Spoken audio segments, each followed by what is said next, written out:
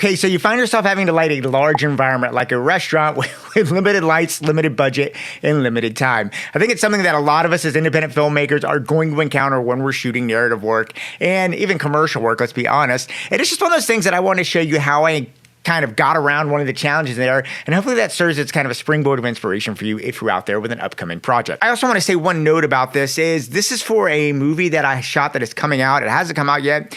I'm limited on what I can show you of it. So they did allow me to show you a screen still from the production monitor, but this is literally taken on my phone from the production monitor. But it's a good reference point to let you see how the scene played out. Oh, and do me a favor, if you find this useful, please do me a favor and subscribe to the channel. It makes a big difference in keeping something like this up and going. It takes a lot of work to do a YouTube channel. Anyway, let's go ahead and take a look here and see what we got. Now, this is a screen grab, like I told you, that I got from my production. And as you can see, there's a lot of factors in play in getting the shot. But you can see it's a big restaurant. There's a lot of texture. And the most important thing is you do have a situation where you have two people, two central characters right here that are the center of attention. Now, once I decided on my lensing and camera angle, that's when I started to really figure out how to control the light in this scene. It was a big space. There's a lot of stuff to control. And the first thing that I was dealing with is, believe it or not, there were windows to the outside world here. And we were in a situation where we had to shoot this thing before the restaurant opens. That meant we were shooting in the middle of the day. That meant the very first thing I needed to do is to control the light. So the way I went about doing that is I went ahead and got floppies, and we just basically made sure in our grip truck that we just got as much black Tivitine fabric as we could. It's not very expensive to get. It's one of those things you should always show up on set with. Now, after I got the fabric controlled and back in space, what I needed to do is I needed to light for the environment. If you're shooting a big scene, light for the environment first, and then bring in your lighting for the talent second. Now, when I was doing the lighting, it is important to understand that your lighting systems are going to be important. And for most of the lights we did go with the aperture lighting system. And the main reason for that is aperture lights. We could use aperture and Amaran lights.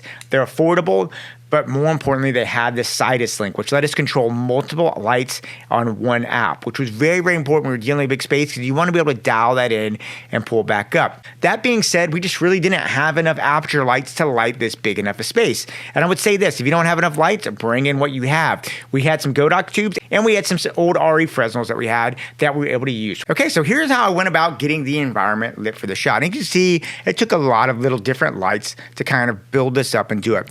Now, the first thing for me that was important was the bar here. I mean, this bar is where a lot of the central components are going on. You can sit there and see the characters there. I wanted everything to kind of feel like we were drawing into the bar there. So that was going to be important for me. And in order to do that, what I did is I took a series of small lights. I basically took an Amaran 60X over here, an Amaran 200X over here, and an Amaran 60X over there. And that allowed me to create these little pools of light here on the counter. I didn't want it to be like blasted light. I wanted to be some texture to it. But here is the most important thing about it. I made sure to put a Fresnel lens on each of those lights. And Fresnel lenses are very, very important because it allows you to focus the light. I wanted this pool of light here to really be very, very concentrated. I wanted a little small circle pool of light. And to shoot this restaurant like this, I needed the Fresnels. The Fresnels were critical, and that is what allowed me to get it so you could get these little pools and punctuations of lights where it would drop into shadow and come back out. Now, the next thing that I needed to do is I also needed to have this little back counter. There was glass here, and I wanted to have something there. And this is where my Godox tubes really came in. And these Godox tubes formed an important part of the process because not only did they provide me some color contrast and look like they were coming from the freezer, but because I had someone in the background here, I was able to make sure that they were illuminated. So I had some color contrast and I actually highlighted actors in the background. It's a nice little subtle touch. Now, once I did that, I wanted to get the back wall. And this back wall, honestly, was a complete nightmare for me. It was a blank white wall. There actually was a screen up there before. They would sometimes do projector stuff, but what we had in there was literally a blank wall. So this was a nightmare for me to get around with. So what I did is I came up with 3 elements for this. I actually came up and I got 2 RE L5s. We had 2 old ones there. I set them to a cooler balance, and I just made sure that they came and had a little bit of a gradient here on the wall to add some texture.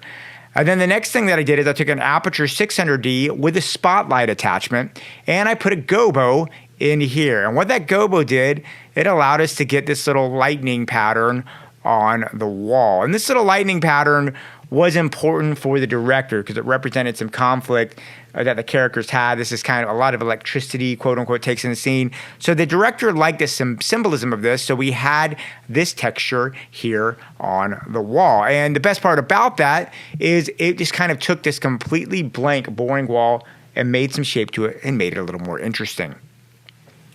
Now, once I did that, I needed to go ahead and add one more set of things here, which was going to be the tables here in the front. And I had multiple tables. And so what we did here on these little front tables is, as you can see here, I wanted the tables to feel like they had little pools of light, but then there was also darkness in between the tables. That way it was kind of a nice textured environment there to what we were doing.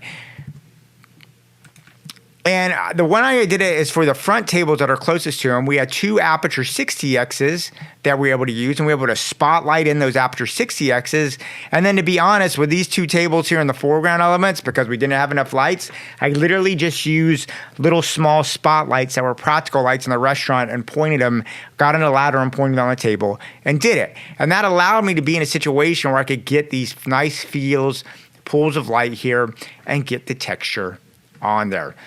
So once I did that, I basically knew I had a situation where my background was set to go. And now I could worry about lighting my actors. And here is where I came up with the end piece of my lighting design. And what I did is I knew I wanted to have, now that my actors are here, I wanted to basically do a cross key where I'd have two keys of lights coming. And what that allows you to do, it allows you to basically have this light keying this person, but kind of backlighting this light. And then this light keying this person, but also the light comes and it forms a nice kind of kicker on that. Now, what I ended up using for these are actually two Aperture Nova P300Cs. And the key to this is I wanted the light source to be big. So what I had is I actually had an 8x8 silk that I put this on a stand and bounced that to the 8x8 silk.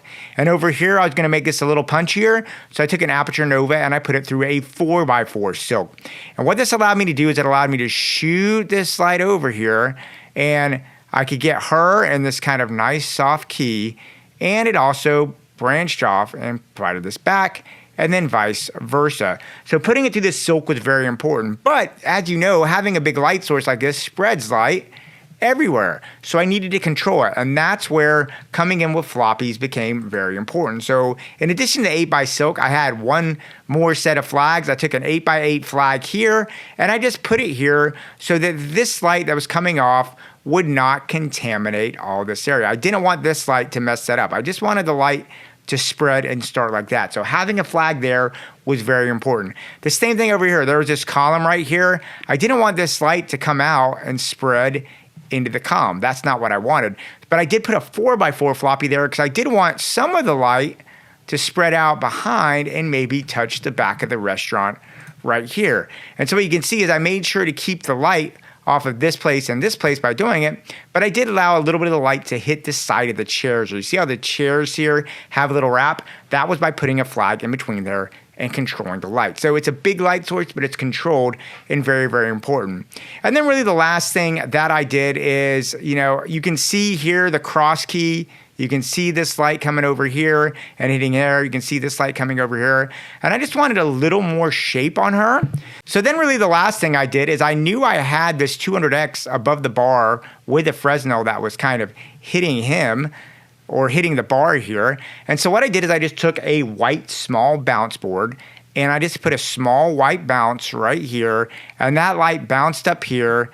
And then it provided some illumination for the side of her face. And then what I liked about that is it allowed me to have this sort of mini cove light because I was able to get extra texture on her face. You can see there's an luminance wrap around her face that's really, really important. And it was done really as simply as just putting a small little white card down there that I then bounced up from the reflected light, and I used his body to block it. So there you go, guys. That's how I kind of went about doing this situation. I hope that was helpful. I hope you learned something about this. It's a lot of fun to go in a big scene like this, but it is a bit of a challenge sometimes. So you got to make sure you use everything your resources and find out that taking away light is sometimes just as important as adding it. Anyway, I'd love to hear what you have to say about this. Leave me any notes and comments down below. Yeah, go out there, keep on shooting, and yeah, I'll talk to you soon.